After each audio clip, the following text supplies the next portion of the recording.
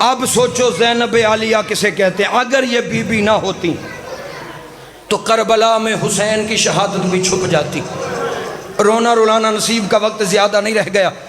خطیب آل محمد سرکار علامہ اظہر حسن زیدی صاحب سے ایک بندے نے کہا تھا، شاہ جی ظلم تو نبیوں پہ بھی بڑے ہوئے، میری ماں بہنوں غازی مولا تمہارے برقوں کی حفاظت کرے، جھولی پھیلا کے کوئی روئے نہ روئے، آپ ضرور ہائے کرنا، جو گھر سے رونے آئے ہو تمہارا پرسہ بھی مکمل ہو جائے گا۔ اس بندے نے کہا زیدی صاحب ظلم نبیوں پہ بھی بڑے ہوئے، کسی کو آرے سے چیر دیا گیا، کسی کو درخت میں کاٹ دیا گیا، کسی کو سولی سے لٹکا دیا گیا، بلکہ کتابیں کہتی ہے ایک نبی کے ساتھ تو ان ظالموں نے ایسا سلوک کیا بھائی اشرف کہ اس نبی کا ایک بازو ادھر والے اونٹ سے باندھ دیا، دوسرا بازو ادھر والے اونٹ سے باندھ کے ان ظالموں نے ادھر والا اونٹ ادھر دوڑا دیا، ادھر والا ادھر دوڑا دیا، درمیان سے دو ٹکڑے ہو گیا اللہ کا پاک نبی۔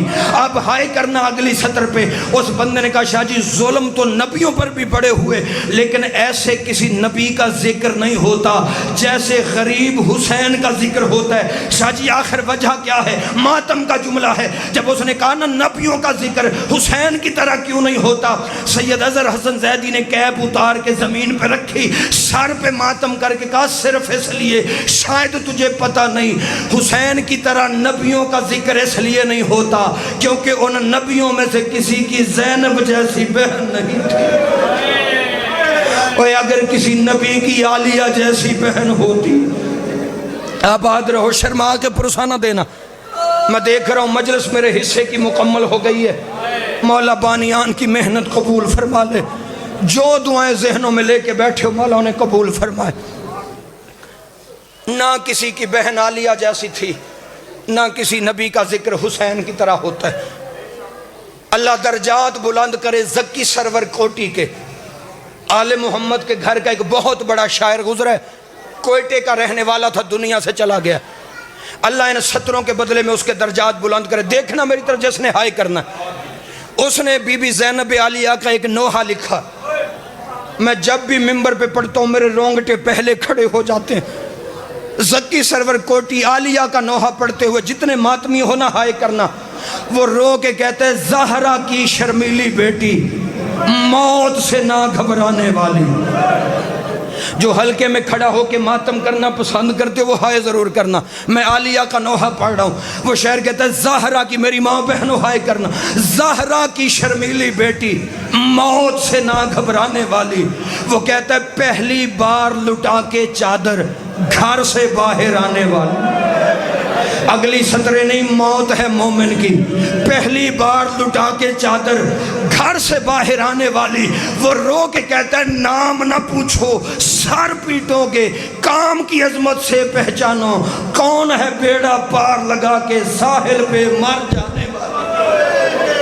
اجرکم اللہ، کون ہے بیڑا پار لگا کے ساحل پہ مر جانے والی۔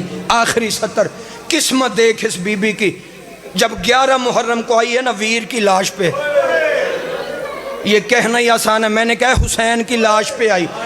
چاچا جی لاش اسے کہتے ہیں جو سر سے لے کے پاؤں تک سلامت ہو، لیکن حسین وہ غریب ہے جس کا جسم 9 ٹکڑوں میں تقسیم ہوا پڑا تھا۔ میں دعا مانگ رہا ہوں، مولا نے مجھے بیٹیاں بھی دی ہیں، بہنیں بھی دی ہیں، اللہ کسی بہن کو پردیس میں یہ دکھ نہ دکھائے کہ اسے ویر کی لاش پہ آنا پڑے۔ وہ ویر بہنوں کے مان ہوتے ہیں، اللہ کسی بہن کا مان ختم نہ کرے۔ جب آئیے نا بی بی بھائی حسین جیسے بھائی کی لاش پہ، میرے فکر نہیں، علامہ حافظ کفایت حسین فرماتے تھے 9 ٹکڑوں میں غریب کی لاش بکھری پڑی تھی۔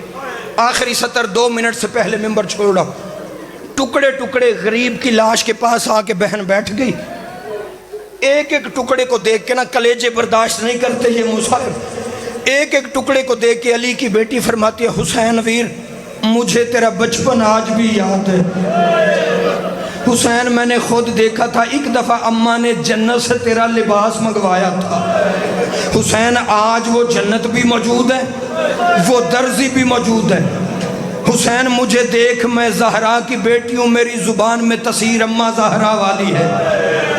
حسین ویر مجھے اجازت دے، میں اجازت لینے آئی ہوں۔ اگر تو اجازت دے تو اماں نے جس طرح عید کا جوڑا منگوایا تھا میں اسی سے تیرا کفن نہ منگوا لوں؟ بندے ہاتھوں سے بہن یہ پوچھنے آئی تھی کہ اگر تو اجازت دے تو میں تیرا جنت کفن سے منگوا لوں، میں جنت سے تیرا کفن منگوا لوں؟